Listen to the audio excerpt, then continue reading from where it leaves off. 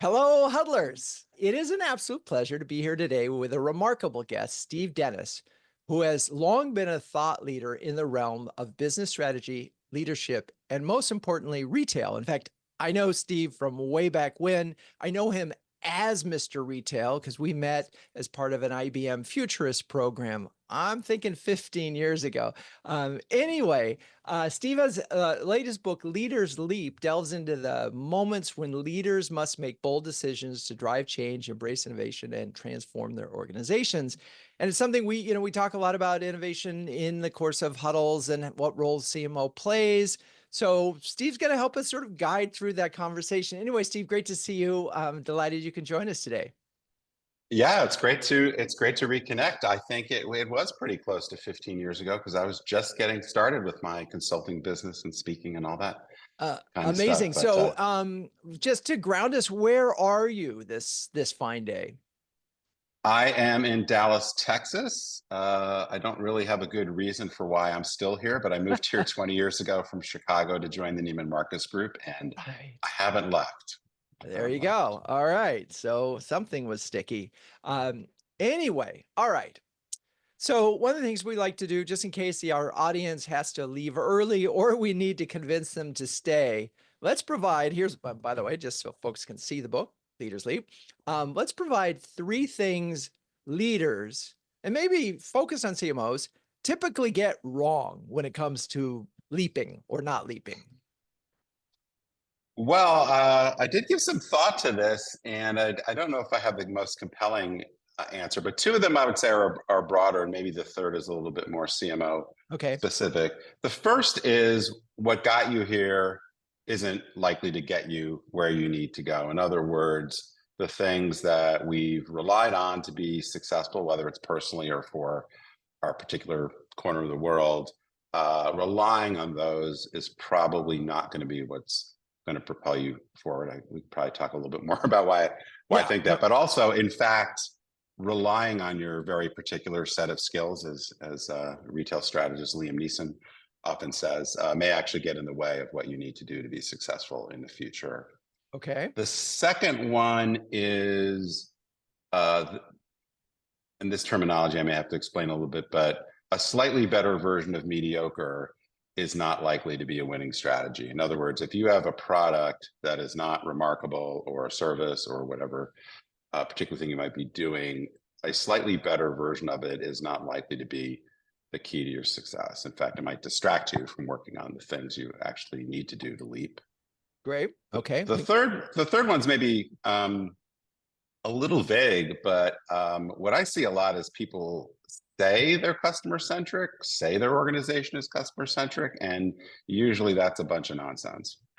All I'm sure right. everybody on this Zoom, that's not true for, but that's what I see Of a course lot. not. No, but that, present company accepted. But so, all right, let's go through those one at a time. What got you here, well, may not get you here. And again, group of CMOs, strong leaders, strong marketers, tough market right now. I mean, Mhm. rising tide, lowering tide. The lowering tide has made it really, really hard for a lot of CMOs. And it probably leads into your second or third point about second point about remarkable. But when you say what got you here won't get you to the next level, what won't get you ahead, what specifically do you have in mind?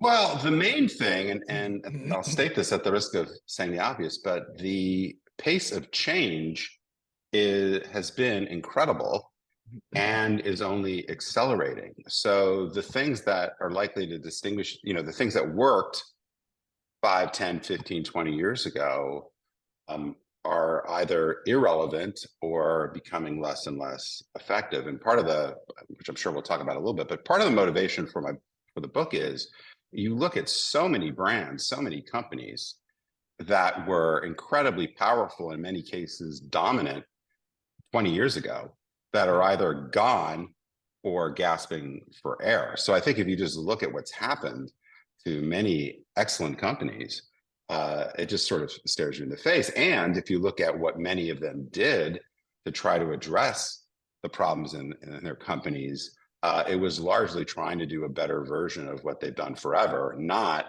trying to really change in a profound way. So I think that's the main thing. But some of it is also just an orientation of, that cliche of, if all you got is a hammer, you keep pounding the same particular set of nails. But if the customer's moved on, or technology has moved on, or new competition has emerged, in many cases, trying to keep using those skills could actually just distract you, I guess, from what you need to do. Yeah, it's interesting. I'm torn on this one because I know that certain things are universal. Being a leader, and the tenets of leadership are ones that seem to apply 20 years ago, 10 years ago. The crux of this thing, I think, is your second point about being remarkable as a company and a brand, and as an offering, and that mediocre, as you put it, is simply not going to get you there. And that one to me is really interesting because in a lot of cases, in B2B, CMO doesn't control product. Right. And so they're given what they're given. And yet that's the problem, right? The product isn't remarkable. So the request is make your marketing remarkable. And sometimes that can work, but remarkable marketing against a mediocre product is a formula for it faster demise. Right. So talk a little bit about this concept of remarkability and being remarkable, and why that is such a fundamental crux to everything in the book. Sure. Well, first of all, I'm sure many people will be familiar with Seth Godin's. Seth's been a friend of mine since the age of 19, so I've stolen or borrowed many ideas from him. But it's really what he first put forward in Purple Cow 20 plus years ago now, was this idea that in a world of abundant choice, but I think even particularly what we've seen over the last 15 or 20 years, this reduction in friction. So customers just have incredible access 24/7 to products, to services. They have an incredible amount of information about comparing features and benefits, pricing. It's so easy in many cases, not all, to go back and forth from different options. So we're just in an incredibly different world. Plus the noise and the distraction that most customers, you just think about text messaging and email and Slack messages and everything. So we're in a very noisy world where it's harder and harder to separate the signal from the noise. So if all you offer is very anodyne, or even very good, you may not get noticed in the first place. And obviously, if you don't get noticed, there's no chance for engagement or making the sale or building loyalty or high NPS scores or what have you. So I think the bar in most industries continues to be raised. And so if you're not aiming to be truly remarkable, and I mean it in the way that Seth uses it in Purple Cow, which is both probably the typical way we think about it, being unique, being differentiated, having a strong customer value proposition, those kinds of things, but also providing such value, and ideally a little bit harder in B2B than B2C, creating that emotional connection that causes your customers to share the story of your brand. So that's obviously the highest order in many cases of getting that virality, getting those recommendations. So it's not, it's always been a good idea to have a unique value proposition, to be as differentiated as you can. But I think what's really different, and probably only getting harder, is the sheer noise, the choice, the lack of friction. So if we don't keep raising the bar, we're likely not to get noticed in the first place, and definitely not make the sale. Yeah, and what I like about the term remarkable, and I've always sort of felt that was such a great goal, is, the second point is, what are you doing that people will remark on, right? What makes it worth remarking about? And so it is a great word to use. And I also think in a world where a lot of words have landmines for B2B CMOs, remarkable is a good one, because that people can they have a sense of what that means in their own mind. All right, your third point was people say they're customer centric, but they're not. What should we be thinking about in that particular context? Well, I actually have toyed with writing a whole book about this, which I think I'm going to call "What's So Funny About Peace, Love, and Customer Centricity," because customer centricity has been around for a really long time. But if you study, as other people have, and I have to a certain degree, which companies are truly customer centric, what you often see are customers that are very product centric, uh, or channel centric, or customer service centric, or a whole host of other things that don't really add up to having the enterprise, having deep understanding of customers' needs and wants, having actual customer insight, having a set of processes and metrics that assure that you're tracking where you want to. So I just think there's often, I mean, the number of consulting clients I've worked with where, and I'll just back up a tiny bit, but there's two questions I often ask when I'm starting to work with a company, or if I'm doing a workshop or something, which is the culture wired to say yes or wired to say no, which gets to aspects of transformation and innovation, which is a different topic. But also I had try to get them to talk about where they are on customer centricity. And usually you get some sort of gobbledygook kind of answer that sounds like a lunchroom poster.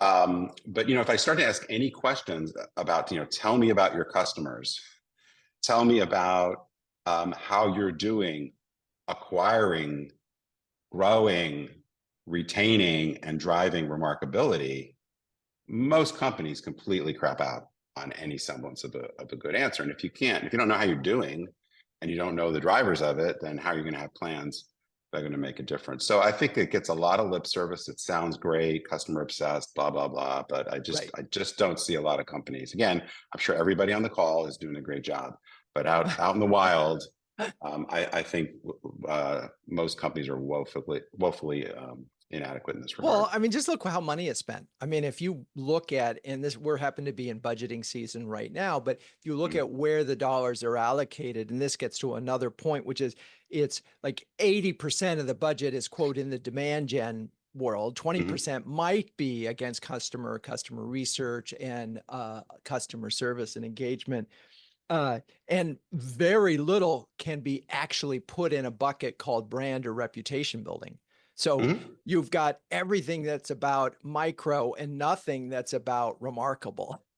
And so in one of the points that Isabel Papulias just made is, and I'm going to quote her, I would argue that the reason that brands hurt themselves is because they stop focusing on brand. I'll use the word reputation for creativity and emotion to be remarkable and over digitize the entire experience under the guise of demand gen. That's exactly sort of what I just said. And it is a battle that that CMOs face because there's this, I'm going to say, alternate reality of PE and VC firms, which are not necessarily building brands to last. They are building brands to sell. They have a short-term thing. They're focused on EBITDA. They're not thinking, gee, I'm going to build a great company. I'm going to build a company that I can flip. And I just don't think that leads to great marketing or opportunities. But that's just me. Maybe others have seen a different scenario. All right. So we've got this, we're total agreement on remarkable. We're talking about customer centricity. We talk a lot about in huddles about how CMOs can play an active role in customers, whether it's setting up an advisor and running the customer advisory board, whether it's setting up or being part of an executive sponsorship program where each executive owns a large customer. And of course, community building and all of those good things. So we talk a lot about that. It is a hard thing for CMOs to get budgeting for when the emphasis is on demand gen. All right. So, which kind of gets into this other issue, which you and I were talking about before we started, which is, all right, a CMO is not going to argue with you. They want to put a remarkable product in the marketplace. They want to build a remarkable brand. And they have to sell that to the CEO. And honestly, there are very few examples in B2B of remarkable brands. The only ones that are remarkable are sort of the B2B2C, whether, and those are the ones who sort of play, actually do interesting work. So what's your advice to CMOs in terms of getting the CEO and the board to understand why being remarkable across the board is so fundamental to being successful? Well, I hope I'll be a little bit of a politician and dodge the question a little bit. I mean, I do think it's a huge challenge. I mean, this book is much more pointed, I would say, at kind of the whoever's setting overall business strategy, which is typically the CEO and maybe a couple of other people.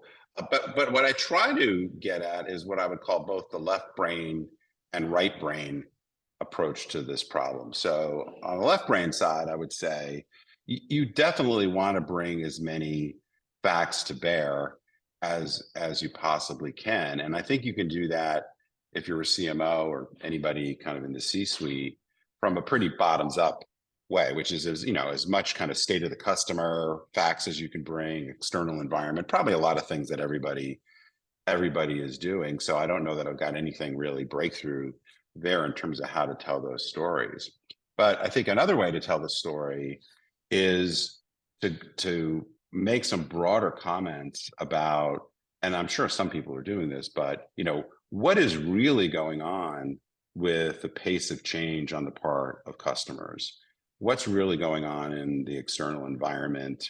What's really going on with technology? And I think and this gets a little bit to the right brain, which is people aren't afraid enough. And I hate to use fear as a motivation, but one of the quotes I have in the book is from Len Goodman from Dancing with the Stars, which is, "It's never too early to panic." And I'm not, I don't love being so fear-based in the approach here. But another quote from Miles Davis is, "If you're not nervous, you're not paying attention." When you see and this is part of what I try to set up in the beginning, when you see how many, and I'll just use my retail example, but how many retailers have failed or are failing, when you see the massive shift in market value. I'll just give a stat, which I hope some people can relate to. If you look at, so I started my career at Sears in the department store industry in the 90s, been gone from there quite a long time. Also worked at Neiman Marcus. So I spent a lot of time in the department store industry earlier in my career. If you look at the top 5 department stores in the US, first of all, they have lost about 80% of their revenue over the last 20 years. And so, this is the Macy's, this is Sears, JCPenney, iconic brands have lost 80% of their sales and something like 95% of their market value. At the same time, you can look at a company like Ulta. People might be familiar. It's an off-the-mall specialty cosmetics brand. Ulta is only in product categories that represent about 10% of the department store mix. Ulta is more valuable, quite easily actually, than all 5 department stores. So even though they're only in one category, they've accumulated tens of billions of dollars in market value, while these 5 incredibly famous brands have lost it. So, we see this happening in industry after industry. So this disruption is real. It's often accelerating. Not everybody, the subtitle of the book is Transforming Your Company at the Speed of Disruption, which kind of begs the question, what is the speed of disruption? And that definitely varies quite a lot by industry. So I'm not suggesting every industry needs some sort of massive reinvention in the next 3 years or they're going to be gone. But you don't have to look very far, whether it's the advent of e-commerce and distribution changes, whether it's cloud computing, smart devices, social media. You just go down the line of massive shifts that are only picking up. So I think you can use, that's a very long answer, I'm sorry, but I think you could start a little bit of what, and I suggest some questions in the book to help people frame this, but what forces could radically shift the playing field over the next several years? Do you really understand them? Do you understand what's coming? Are you doing enough? And the doing enough might be standing up more proof of concepts, right? It might be, a relatively modest experimentation program, but it might be more profound. But if you aren't talking about it and you're not kind of breaking through your denial and you aren't feeling a little bit nervous, then you got a great job because your company is not changing very much, and And then, you can just keep collecting the cash and retire happily in 20 or 30 years. But, that's not generally the case throughout So most there's a industries. couple things that came up here. One, I just want to make so the CMO CEO relationship, in this ideal world, we did a lunch huddle in London, and a couple of the CEOs and the CMO present there talked about how they love it when their CMO is their strategy person, the sort of deputy CEO. I love that aspiration. I'm not sure that it's going to work everywhere for every CMO, but being able to be really close to strategy obviously is important to the CMO. In one way or another, they have to be able to touch it because that's what's going to determine what they have to market. But and then the next point you talked about Alta, its function. In your book, you mentioned also Trader Joe's. And I think that's in the third leap, which is special, not big. Right. And I think this is a really important one. I talk about my book, and I think it's chapter 1, Focus is Your Friend, or something like that. But yeah, the quote that I have is, trying to go after everyone can amount to going after no one. I underline that. But this is something that CMOs are being told, hey, grow the business 25% next year. And so that doesn't reconcile with being special, not big. Talk a little bit about how being special doesn't mean you can't grow. It just... right. Yeah. Well, I think, and I'll try to be, and I'm happy to answer any questions about this to the extent I can. But one of the things we've seen broadly, certainly in retail, but in many other sectors, is what I've been referring to for a while is the collapse of the middle. And by that, I don't mean there aren't price points across the spectrum or kind of good, better, best. But we've tended to see models that are very much focused on value and convenience, scale and scope. So in the retail environment, Walmart, Amazon, Costco, et cetera. Or you see more kind of specialty versions where you pick a narrower, focus is your friend. Like you focus on a set of customers and you try to meet their needs in a more impactful way. And generally speaking, these are premium price products. But being in between has been increasingly untenable in a lot of sectors, because you're not the fastest, you're not the most convenient, and trying to become out Walmart, out Amazon, out Granger, whatever, out IBM, is often a fool's errand, because the businesses have become so scale, scope based, and you just can't invest the dollars to keep up. And, just to quote Seth again, you may just end up in a race to the bottom. And the problem is with the race to the bottom is you might win, or worse, finish second. So I think it's very important to really not get stuck in this middle ground, but really pick a lane. And for most companies and most leaders, if you don't work at Amazon or Walmart or one of the humongous scale companies, Microsoft, something, is to try to find not necessarily a niche in that it has to be really small, but try to find a set of customers and meet those needs more profoundly, and hopefully in a way that takes you away from competing all on price or competing on this massive scale or incredible convenience. So I like the special, not big kind of idea. I like the idea of going narrow and deep. Of one of the things I talk about, which is taken from Nike, is this idea of editing to amplify. Can you eliminate some of the customers perhaps that don't have any potential for loyalty and profitability, or can you simplify your product line or your service line? Can you add things to just be that much more powerful? Yeah, it's interesting. You mentioned Nike. They got rid of a bunch of retailers they were distributing, and the sales went up as they focused on their experiences and controlling experience. I did a podcast with the CMO of SADA. They used to be cloud support for everybody. They decided to be only Google Cloud. Their business doubled. So there are really good examples of that. We had a couple questions sort of going back to this notion of customer centricity. Are you sort of tracking any companies that are particularly customer centric, and how they do it at scale? Thanks for that question, EJ. Well, it's probably an overly used example, but I think Amazon is actually really, really good at this, and they do talk about their customer obsession. And they're in a good position because they have, just as probably everybody would know, just so much data and so many touch points and a flywheel. So they're, it's hard maybe to learn anything from them because it's so hard to replicate.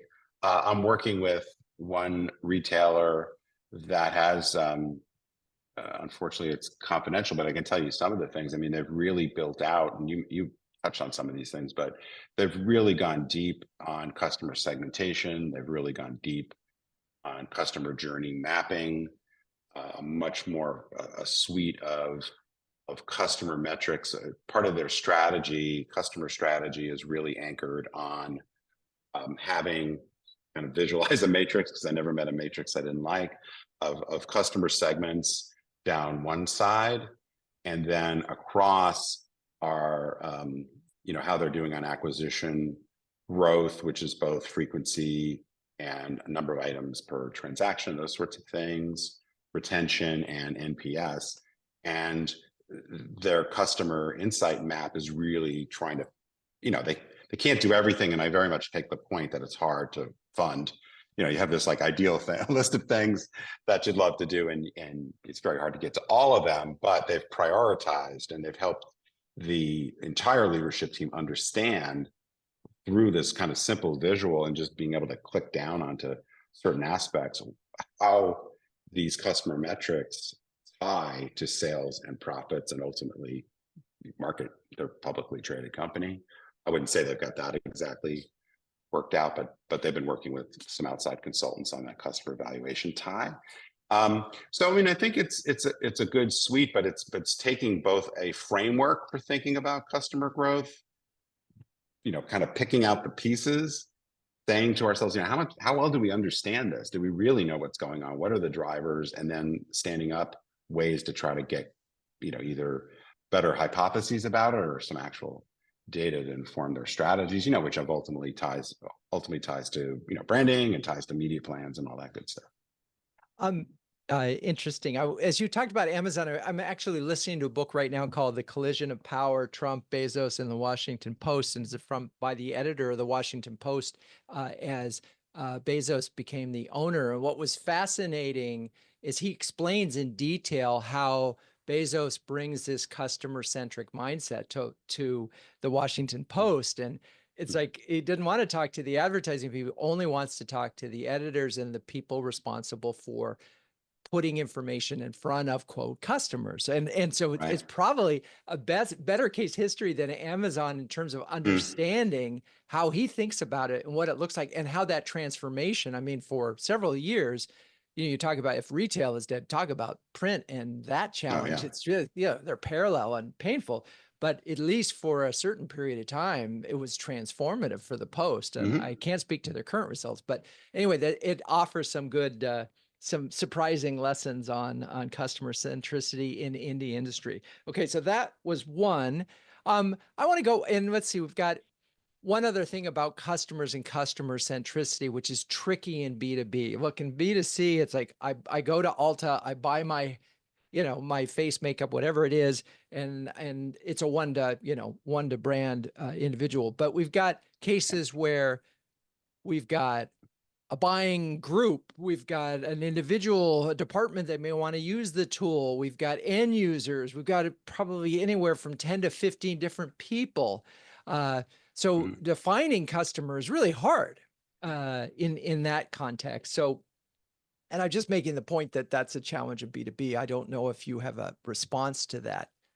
Well, yeah, yes and no. So I actually did run a B2B division of a company, about $800 million business earlier in my career. So I do have some experience, though not super recent. I mean, to me, the thing about B2B, which, I mean, there's a lot of leakage in B2C businesses in terms of really understanding customer data. I happen to work at Neiman Marcus, where was more like a B2B business because we tended to have a fewer number of customers that were very important to us, and we could talk to them and we can understand their needs more specifically. And then we had a bunch of people that were anonymous. But so, B2C in some ways is easier to understand, but you also don't have nearly the opportunity to have as much insight as is often possible in B2B. So, I mean, I think you just have to avail yourself. I mean, it's probably more conversational in many cases than, massive data sets. Right. Um, and so you have to develop, if you don't have it, good listening skills and good, different kinds of ways to segment customers perhaps than would be more typical in a CPG or retail sort of world. But the thing that has always struck me, and I do work with a number of B2B, mostly retail technology kind of companies. I do work with a lot of B2B companies. I think the thing is that, and maybe it's obvious, but when you think about lifetime value, when you're in B2C kind of businesses, you got a lot of customers and very few of them represent a tremendous amount of lifetime value. Oftentimes in B2B, you got fewer customers that have that potential. So I think part of the way I would think about it, and I say this with my B2B, is, it's actually more worthwhile in some respects to invest in customer insight and to be playing around with different proof of concepts, because if you can get it right, you've got the potential to lock in a customer and do a land and expand kind of thing. So, but I know there's a lot of different kinds of B2B businesses, so I don't want to Yeah, no, generalize it's and too all much those on points, that point. all those points are good. I want to step back because I think there was a point we leapt over mind leap number 2, which Yeah. is wake up, and I think this is really important and really relevant right now. And at the end of that chapter, you asked a series of questions, including what percentage of your time and other resources are invested in learning about and exploring nascent or emerging trends that may have an impact beyond a 3-year horizon. I don't know what the answer is among this group, but I suspect given all the things that they're trying to do, it's probably fairly low. Right. How, I know where there's a will, there's a way, but these are time constrained individuals. How do leapers find the time to do this? And is this an everyday thing or is this a planning thing? Well, there's a couple ways I think about this. I mean, first of all, and I admit this is hard to do, but part of what I try to point to with the book, and we've touched on a little bit, is creating this paranoia, and some of that is around, frankly, you might get blindsided, you might get leapt over in a way that you cannot recover from, and I try to make that argument to a certain degree by just pointing out to people. Because I think we all sort of know it. In fact, I did a speech on the book a little while back where I started, and I don't actually have this phrase in the book, but I started out saying that this question, because this is true, even though it's not exactly in the book, the thing that has been gnawing at me when I work with clients or I write or speak is when I see companies that are struggling to transform for this new era is, if the world has changed so much, why have you changed so little? And everybody will agree pretty much that the world, I mean, maybe their little corner of the world hasn't changed that much. I always use my dry cleaner as an example. Like, I go to the dry cleaner. I don't know that her world has changed that much. Seems like a pretty stable business. But, when you're out in the wild here, most businesses have seen just these massive changes over the last few years. And, if you just think about AI, a lot that's changing and is going to change quite a bit. So, everybody goes, yeah, oh my God, the world's changing so much. It's volatile, it's complex. Who knows what's going to happen? Macro world, but also technology, competition, customers, et cetera. But most people aren't, haven't changed so much. So you have to create that tension, or I try to create that tension. And so that hopefully gets you to the point of saying, well, if all I'm doing is looking at a 1 or 2 year time horizon from a planning perspective, or I'm only defining my competitive set, in the way I've always defined it, are there things that are happening or could happen that could really change things? So I'll use just some examples that people will probably be familiar with.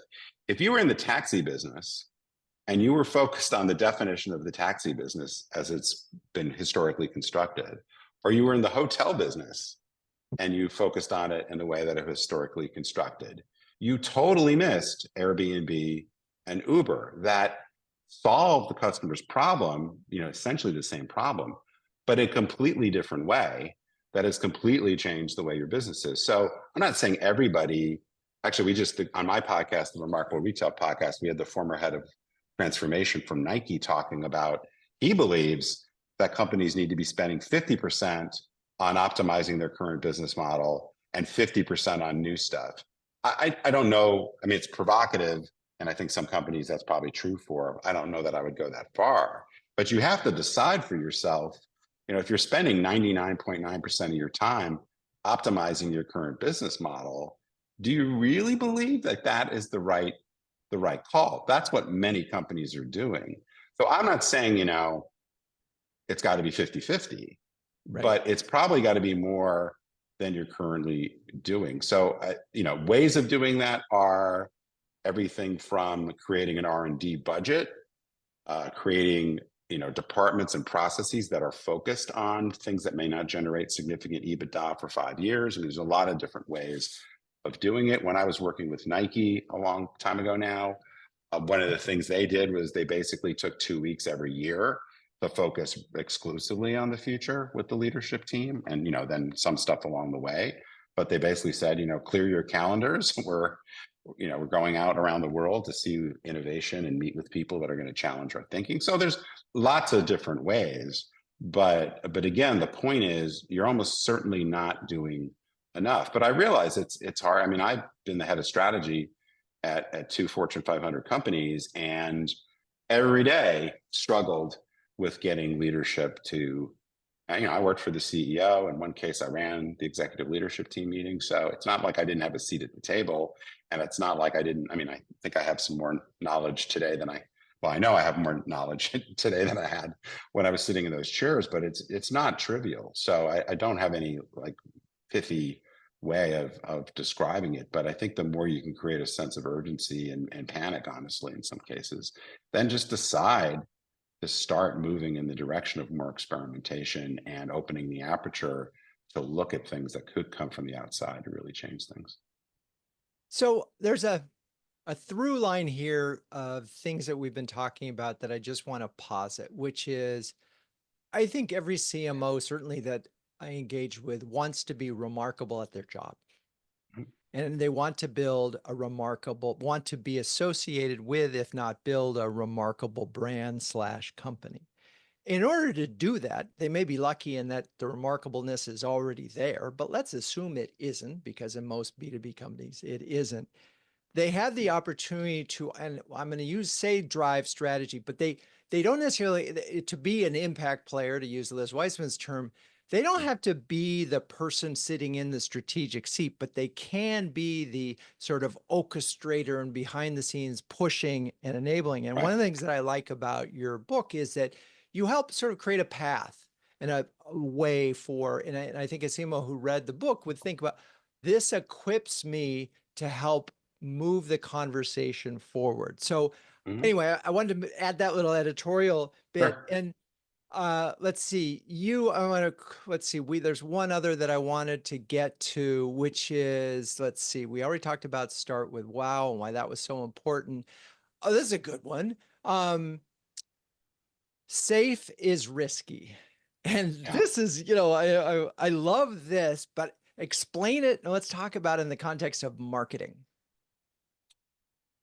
Well, this is really, in some respects, it's the core premise of the book that, our conservatism, our reluctance to leap, both personally as well as from a business strategy standpoint, some of the things we do is ultimately the thing that's going to put us into the zone of irrelevance. So but I'm trying to get at is really to rethink our relationship to risk. And I think a lot of people know this at their core, but when you look at how we spend most of our time, the slightly better version of mediocre I talked about, it's a lot about polishing, making a little bit better what we already do. And I think if you just stop to think about it for a second, if the world, and I got a little bit of a graphic in the book to try to illustrate this, but I'll kind of pantomime it here. But if you believe, if you buy in first to this idea of remarkability and that the bar for performance continues to be raised, and so you have to leap higher in the value you provide.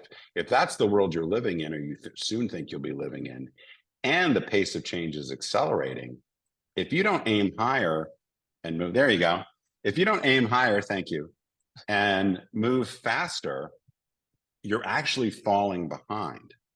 And so this incrementalism, what I refer to as kind of infinite incrementalism, which is so characteristic of a lot of companies, you know, that you're just constantly trying to optimize.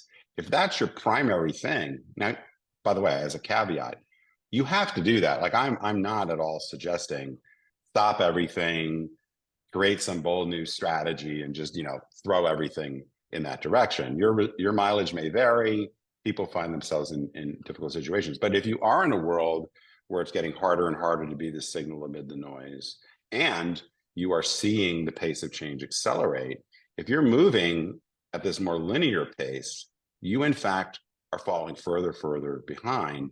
And the odds that that is raising, you know, potentially causing an existential crisis become ever higher. So part of, and you know, this is hopefully what gets people, you know, the leadership team to say, you know what, we have to spend more time on the long term.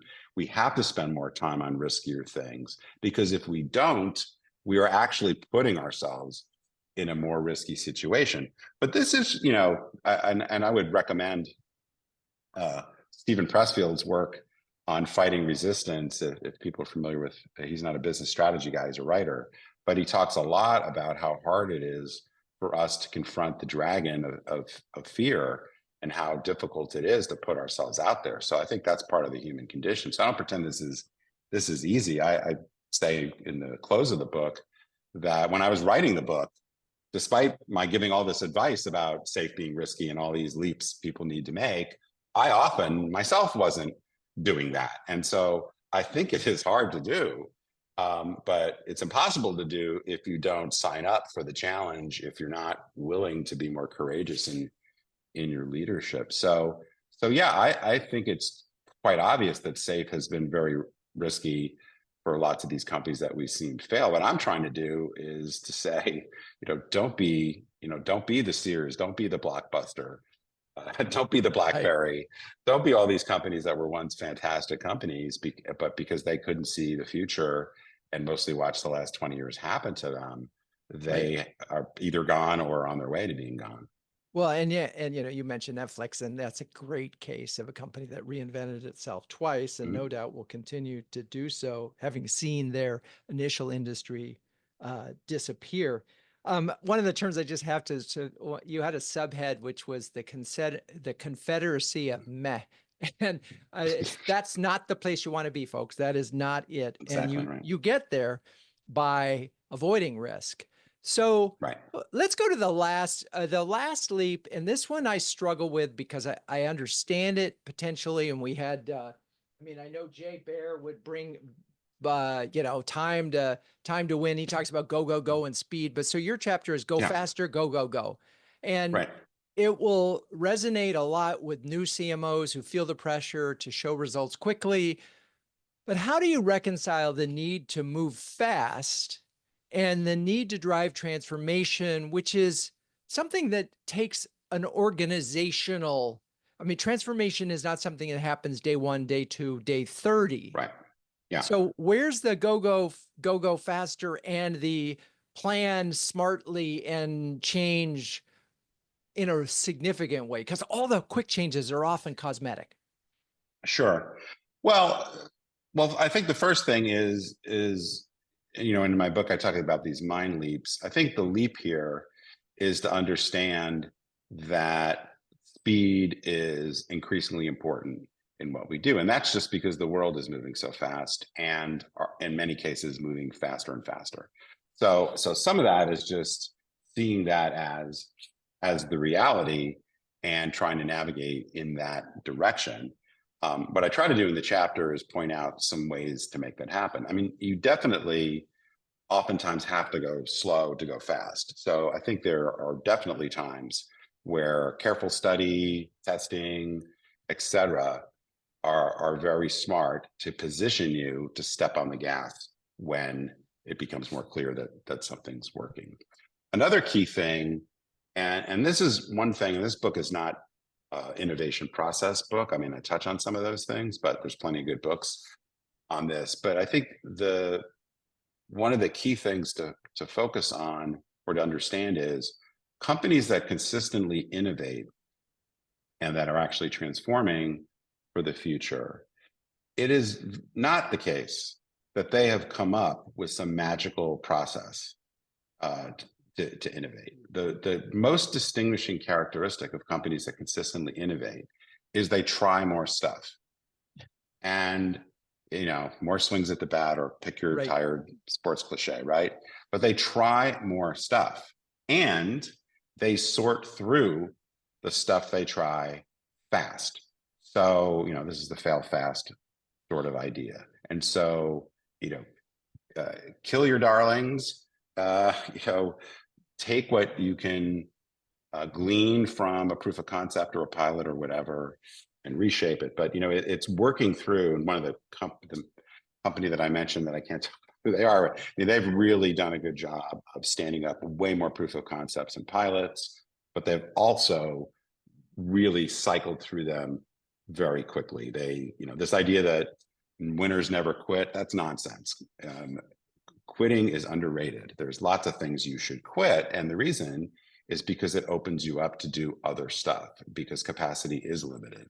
So I think there are some things that I try to tease out in that chapter to accelerate. But I would say trying more things, adopting a culture of experimentation. I alluded to this wired to say yes versus wired to say no attitude, I think are very important. But you also, to our earlier conversation, you have to make sure you appropriately resource whatever these experimentations look like, because otherwise they're just random experiments. They're not something that's really a program of sustained innovation.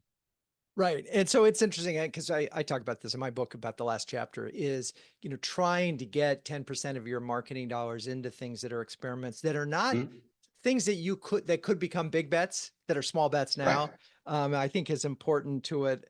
It's funny. I'm going back to that book that I'm listening to right now about Bezos and the Washington Post, in how he would throw out a bunch of ideas at these folks, and they say, "Oh, that's stupid, and that's stupid," and they would respond to it. But everyone, and his point was, "I know, but I'm hoping that you'll come up with a better one, and we'll come up with it fast." And so that was sort of an interesting insight into him. Again, that book is Collision of Power, and it's not a marketing book, but it's a fascinating case history on transformation, and an inside look at it that you often don't get. All right, we are getting out of time.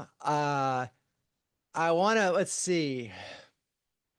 You talk about always be testing. We've kind of covered that. So what advice would you give to CMOs about, this? You could be pulling your hair out because, Gen AI alone, keeping up with Gen AI is really, really hard. But that's one of those transformations that feels like it's going really slow in some ways, but it's going to be all of a sudden that everything that you do is going to be impacted by it. So what is your advice to CMOs when it comes to just managing that, and then the same sense of not working 24 hours a day to try to keep up? Right. Balance, if there is such a thing. Yeah. Well, I wish I had some really compelling, pithy advice on this, because I think it's a challenge.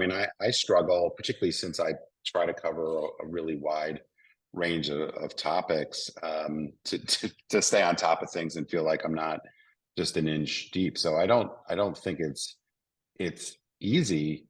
The kind of obvious things are what can you give up that's not really helping, or do less of. I've been able to unlock some time by looking hard at that. But also, how do you get leverage? Are there people that you need to be speaking with that are sources of inspiration or can help you work through these topics? Get creative about kind of short burst things or low intensity things that are keeping you up to date and sharp on some of these topics. But there's going to be a point where, and Gen AI is a good example. I've got one client now that is doing some experimentation, which I think is appropriate, and it's quite low level. They're getting some encouraging results, but there's going to be probably a time where they need to 10x that effort, maybe more. and they don't necessarily have the dollars or the people to do it. So, I mean, I understand that this is a real issue. I wish I had more, more of an unlock there, other than, just keep perspective, try to look at the balance, force yourself as best you can. I mean, I look at it frankly like getting in physical shape. Like when I decided I wanted to be in better shape, then I just said, my priority is to work out before I do a bunch of other things. And there are lots of times where I'm like, oh crap, I got to get this, I've got all these emails, or I got to get this project done where I didn't do it. But longer term, that's been a good decision. But yeah, it's hard to do it. But if you don't force yourself for lack of a better term, to devote a certain amount of energy to it and schedule it. And that's why I like the Nike. I mean, I'm not specifically recommending this for every company, but the fact that in this one division, they take 2 weeks every year that is about the future, and they're going to do it together, and that time is blocked off. It's a forcing mechanism. So I'm a big fan for forcing mechanisms to try to force you to do things that are urgent, or sorry, not necessarily urgent, but are important. Great stuff. And of course, one of my answers would be, well, be an active member of the CMO Huddles community, where we can. That's right. Well, that goes without saying, Drew. Of course, it goes without saying. All right, finally, offer 2 do's and 1 don't for every CMO, things that you want them to take away from Leaders Leap. Oh gosh. I mean, this is so high level maybe, but be willing to explore the perimeters of your ignorance. This is the term I use in the book, but what are those things? What are your edges? What are those things that you either are afraid to go explore around, talking about your job? This may be useful in your personal life as well, but I'm not going to give any unlicensed psychological advice. But go into the places that scare you. What are those things where you're uncomfortable, and wade in some ways, whether that's going to a conference or bringing a couple people in or getting your team to talk about it. I mean, depends on what the topic is. So exploring perimeters of your ignorance would be one.